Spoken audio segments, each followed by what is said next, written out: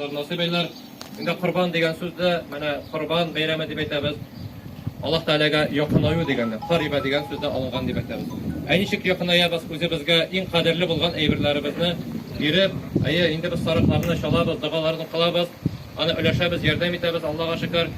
Lekin endi aning bilan gina bitmish o'sha qurbonlar, qurban endi u o'zimizga o'sha qadrli bo'lgan yuqumizdan turib, taharat olib, qadrli tuşaklarımızdan turib namoz o'qib, o'zi da bir qurban.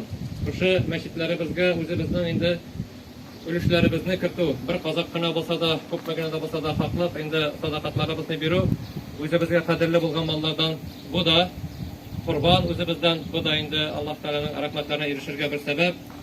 İnşallah endi o'sha masjidlarimiz kelajakda bo'sh turmas degan tilakda bilan qolamiz.